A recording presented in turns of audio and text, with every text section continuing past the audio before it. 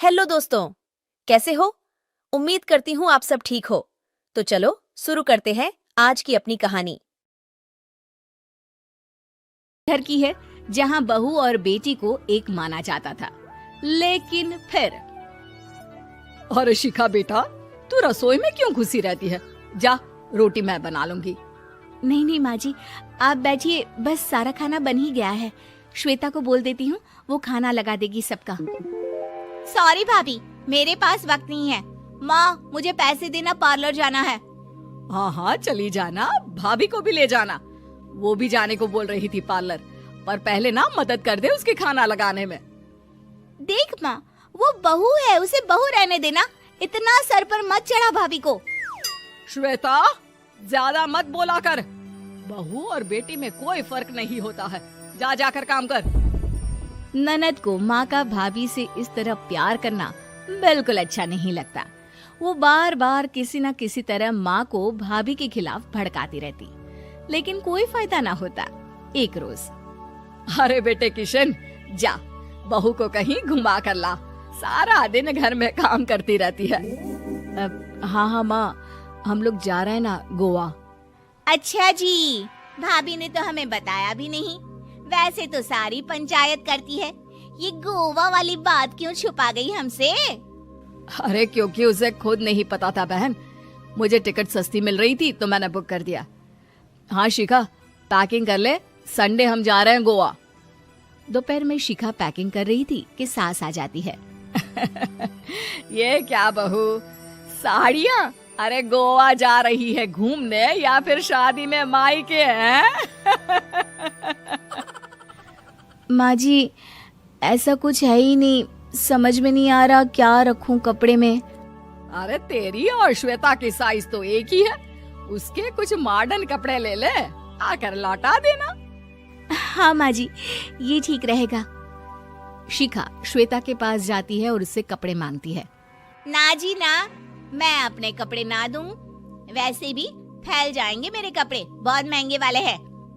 शिखा मुंह लटकाकर कमरे में आ जाती है तो सास कहती है, चल तैयार हो जा, तुझे मैं शॉपिंग करा कर लाती हूँ गोवा की। बस फिर क्या था, सास बहू निकल जाते हैं मार्केट और एक से बढ़कर एक ड्रेस खरीद कर घर आते हैं। पहले बता देती कि नए कपड़े दिलाने वाली है भाभी को, तो मैं अपने ही दे देती ना भाभी को, मुझे दिला देती नए कपड़े। देख श्वेता, परिवार का मतलब सबके साथ रहना होता है, ना कि सिर्फ अपना सोचना। वैसे भी तुझे अच्छे संस्कार सीखने चाहिए। और रही बात कपड़ों की, तो शिखा, आज से घर पर भी तू मॉडर्न कपड़े ही पहनेगी। कोई जरूरत नहीं है ये साड़ी वाड़ी लपेटने की। अब क्या था, घर पर श्वेता और शिखा एक जैसे रहते। एक बार पड़ोसन आती है। अरे बेटा, अपनी माँ को तो बुलाना, जरा बात करनी है। शिखा सास को बताती है और रसोई में चली जाती है। ये आपकी बेटी बहुत बड़ी हो गई है, इसके लिए एक रिश्ता है, कहो तो बता दूं। ये बेटी नहीं बहू है, घर में सब एक जैसा ही रहता है। वैसे मेरी बेटी भी बड़ी हो गई है, कोई रिश्ता हो तो जरूर बताना। पड़ोसन रिश्ता लेकर उन लोगों के घर आती है। तब श्वेता की होने वाली सास कहती है, तो ये घर है, कितने मंजिल का है? और ये बहू ने आपकी क्या पहन रखा है, जीन्स टॉप? अरे भाई, साड़ी वाड़ी नहीं है क्या इसके पास? देखिए, सर्दी है तो साड़ी में बहू कैसे मैनेज करती, वैसे पहनती है साड़ी भी। देखिए, हम लोग ठहरे पैसे वाले लोग, कोई कमी नहीं है हम लोगों के पास पैसों की, बहुत पैसे हैं, जमीन, नौकर चाकर, कार, सब कुछ है, लेकिन घर में संस्कारी बहू चाहिए। समझ रही है ना आप? सास कुछ कहती कि श्वेता बोल पड़ती है, हाय रे, नौकर चाकर से लेकर जमीन, कार, पैसा, हाँ हाँ, मुझे रिश्ता मंजूर है, मंजूर है मुझे। अरे रुक जा श्वेता, मैं बात कर रही हूँ ना। देखिए, हम लोगों के घर इतनी आजादी नहीं मिलेगी। अरे हाँ कर देना माँ, हाँ कर दे जल्दी से। सास क्या करती, बेटी की शादी ऐसे घर में कर देती है जहाँ ना उनके विचार मिलते हैं और ना ही आचार।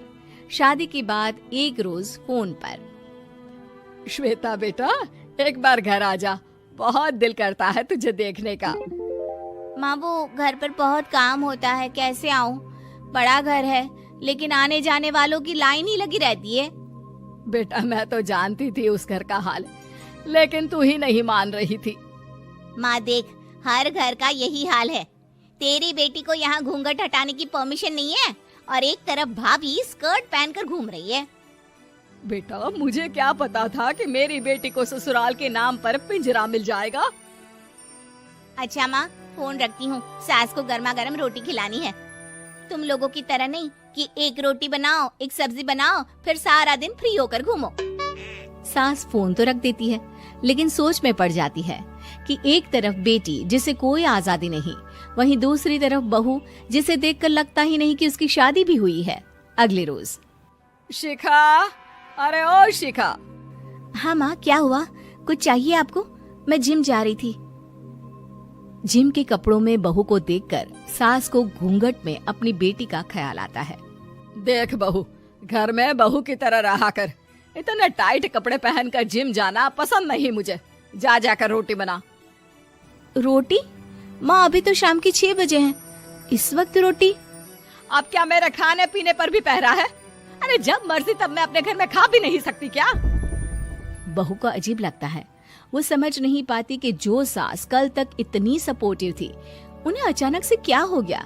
वो किचन में जाती है, गरम रोटी के साथ 2 तरह की सब्जी, रायता, सलाद सब लेकर सास के पास आती है। माँ जी, खाना। इतना सारा खाना? राक्षस समझा है क्या मुझे? रोटी मांगी थी मैंने गर्मा गर्म बस। पर माँ जी, रोटी खाती किससे आप? सब्जी तो बनानी थी ना। अरे भूख मर गई मेरी तेरी बहस से। जा जाकर काम कर, अंदर पूरी रसोई साफ कर। बहू अंदर चली जाती है। थोड़ी देर में श्वेता घर आती है। अरे शिखा जल्दी से चाय ला, पकवान बना, मेरी बेटी आई है। अरे नहीं नहीं माँ, ड्राइवर बाहर खड़ा है। मैं तो घर का कोई सामान खरीदने के बहाने यहाँ आ गई हूँ, मुझे जाना होगा। अरे बेटा, पर कितने दिनों बाद देख रही हूँ तुझे, रहने आ जाना 2-4 दिन के लिए। आ जाऊंगी माँ, जब मेरी सास मरेगी तब। मैं तो रोज मन्नत मानती हूँ कि मेरी सास मर जाए तो अच्छा है।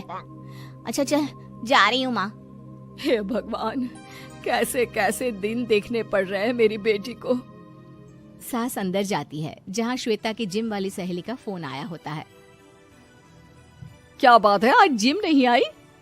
अरे पता नहीं यार, आज माँ को क्या हो गया अचानक। पर खैर कोई नहीं, लगता नहीं कि मैं अब जिम आ पाऊंगी। शिखा स्पीकर पर बात कर रही थी, जिसे सास सुन रही थी। यार ये सास ना होती ही ऐसी है। मैं तो कहती हूँ बुढ़िया जल्दी मरे और तू आराम से जिए। शिखा को सहेली की बात पर गुस्सा आ जाता है। माँ के मरने की कौन सा बच्चा दुआ मांगता है मोहिनी? आगे से ऐसी बात मेरे सामने मत करना। हमारे घर की शोभा ही माँ है। क्या हुआ जो थोड़ी शक्ति दिखा रही है? उसमें भी कोई ना कोई उनकी भलाई ही होगी। मैं तो कहती हूँ भगवान मेरे जैसी सास सबको दे, जो सिर्फ माँ की तरह है। सास वाली तो कोई बात ही नहीं है उनमें। सास ये बात सुन रही थी। उनकी आंख में आंसू आ जाते हैं कि क्यों वो बेटे की किस्मत में बहू को भी भागीदार बना रही थी। शिखा, अरे ओ शिखा, क्या हो गया? जिम नहीं जाना क्या?